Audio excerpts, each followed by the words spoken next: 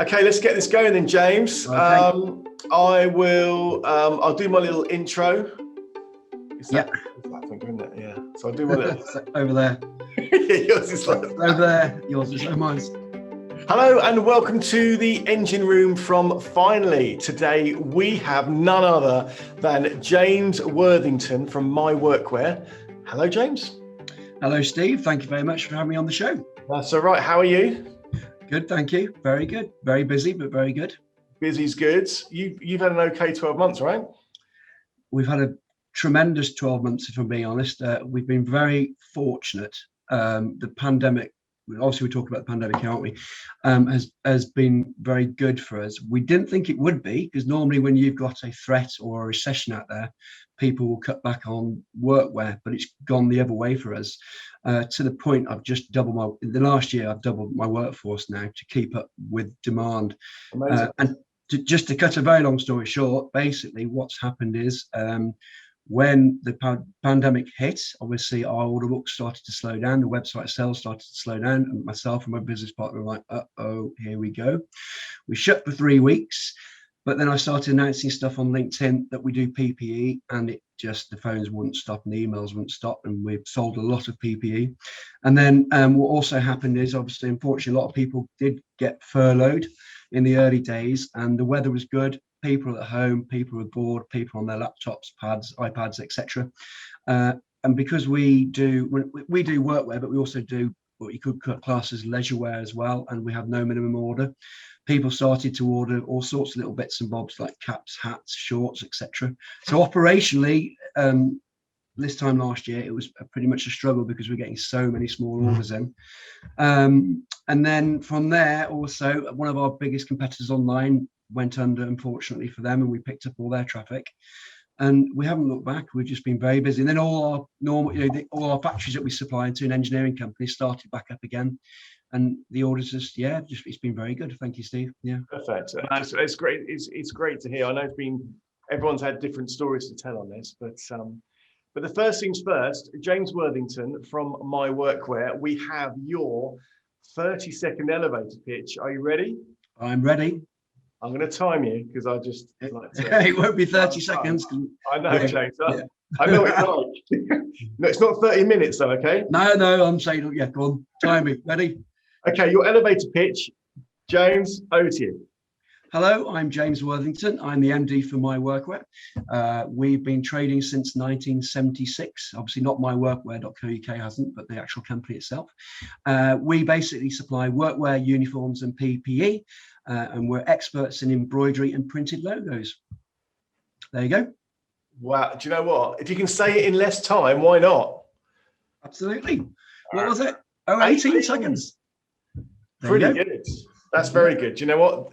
You said it perfectly and saved us some time. So everyone's a winner. Got an extra 12 seconds now. Exactly. You used it up earlier, to be honest. Oh, yeah. Okay.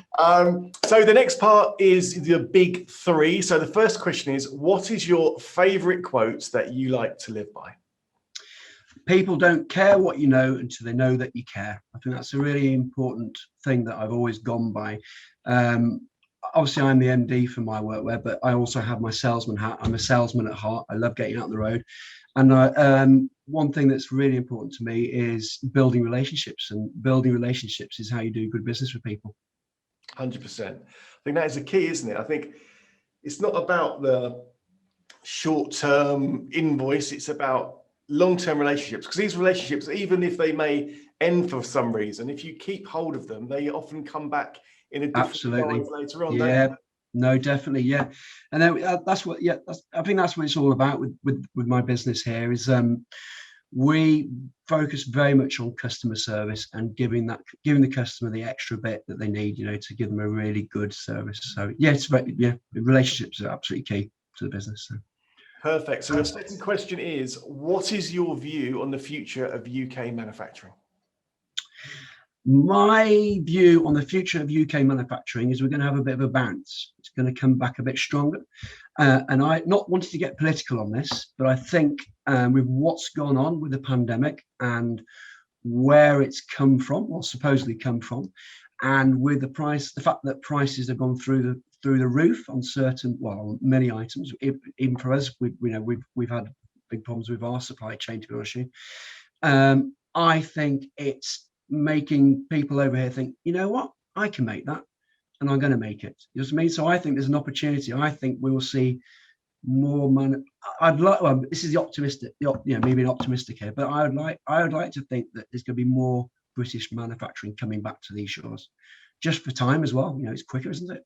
It's much quicker to get something over here than abroad. So, well, yeah. I mean, the whole idea that you can be more sort of independent and in control of what you're doing, the supply chain. It's just a massive benefit. And I think whatever your view on what's happened over the last, with COVID and Brexit and all that sort of, whatever your view, it has almost forced us to have to be more in control of what we're doing.